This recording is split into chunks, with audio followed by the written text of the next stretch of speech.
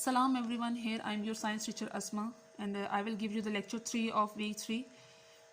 As we have started the chapter 2, which is all about plants and their system, as I have discussed about the plant's physical appearance in the last two lectures and about the root systems.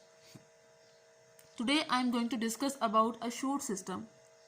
As there are two types of root system, tape root and fibrous root. Same as like the root system, we have a shoot system, and shoot system is made up of all the parts that are above the ground. So all the parts which are present above the ground and we can see with our eye, these all parts are included in the shoot system. These are, very first point is, the stem is a plant's main support above the ground.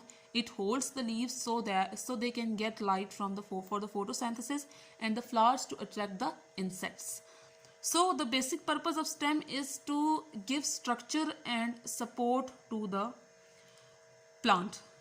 Basically, you can see the plants in the form when the stem is in a very good form, or a stem is in the way, and you can see the plant in that way.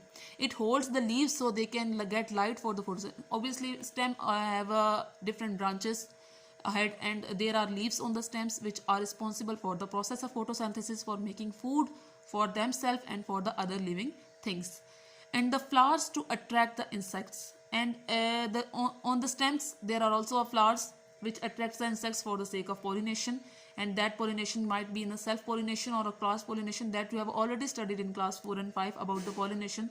So it gives you the clear idea about the pollination, that why do flowers attracts the insects.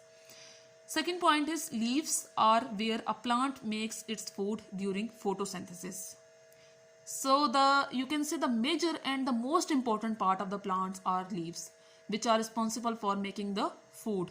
Leaves come in different shapes and sizes. Obviously, leaves have different shapes and sizes, as you can see around yourself. In different plants have different leaves and different sizes. Flowers contain the reproductive organs of plant. There are many types of flowers, but most of them have brightly colored petals and are sweet smelling. So flowers have reproductive organs like sepal, stamen, carpel, stigma. All these are the reproductive organs of the plant. There are many types of flowers, but mostly flowers have beautiful brightly colored petals and sweet smell. They give the sweet smells and sweet aroma. Buds are where growth starts.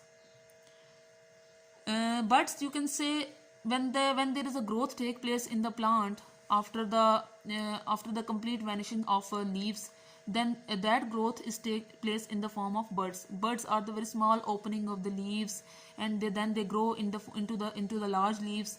Growth take place at the tips of roots and shoots, and then the main growth of the flowers and leaves take place at the tips of roots and shoots.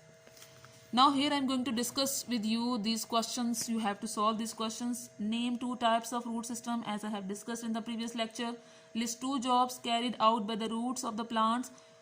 The third question is, what does the shoot system of plants consist of? And the answer is very simple. You all should know very well that on which parts that shoot system consists. In many plants, leaves and flowers are held above the ground by stems. Suggest a reason for this.